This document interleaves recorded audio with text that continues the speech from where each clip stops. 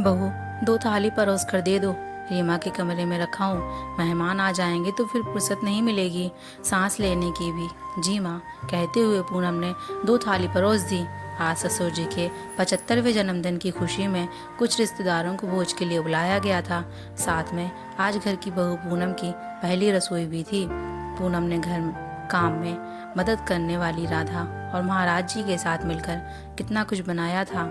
चने दाल की भरी पूरी, प्याज की कचौरी, मीठे खजूर की चटनी, मटर पनीर, छोले, पुलाव, करेले, बैगन भिंडी का भरवा, बूंदी का रायता, मखाने की खीर, कितनी सारी चटनियाँ।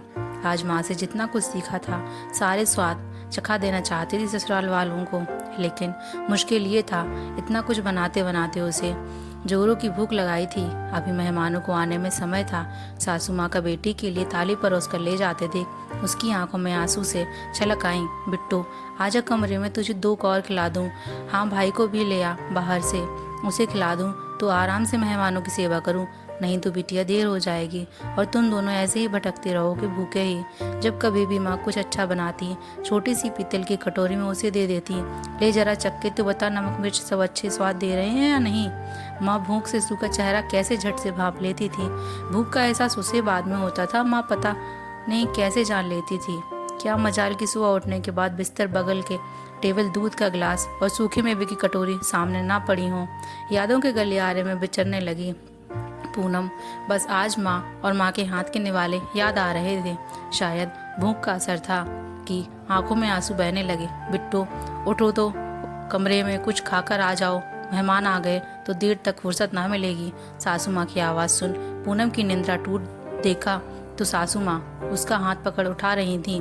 बिटिया, जा रीमा के कमरे में तुम्हारी और रीमा की थाली रख दी है, जाकर झटपट खा लो, फिर देखो मेहमान भी आते होंगे तब फुर्सत नहीं मिलेगी। तुम्हारी माँ ने मुझे बताया भी था कि तुम्हें भूख बर्दाश्त नहीं होती। जाओ जल्दी से कुछ खा लो बेटा। सासू माँ की बात सुन पूनम की आंखों में आंसू बहने लगे। सच, तब और अब में कहाँ कुछ बदला। माँ के आंचल का छाव तब था और अब भी है, बस घर ही तो बदला है। उसकी आंखों में आंसू देख कमला जी घबरा सी गई। आंखों को अपने आंचल से पोंछते हुए बोली, माँ की याद आ रही है ना, भूख सी लगी है। तेरा मुरझाया चेहरा देखकर समझ गई थी मैं। जा जल्दी कुछ खा ले, मैंने खाना पानी सब रख दिया है रीमा के कमरे में, वो भी भूखी है, तेरा इंतजार कर रही है, जा। पूनम कुछ नहीं बोली, बस माँ के गले लग गई। कमला जी ने उसे सीने से लगा लिया। जानती हूँ बहू और बेटी दोनों को भूख लगती है, वो जमाना गया बेटा जब ससुराल के नाम पर बहुओं को तपस्या कराई जाती थी। ये घर तुम्हारा है, ठीक वैसे ही जैसे माँ का घर। अब जाओ जल्दी, नहीं तो मेहमान आ जाएंगे तो फंस जाओगी।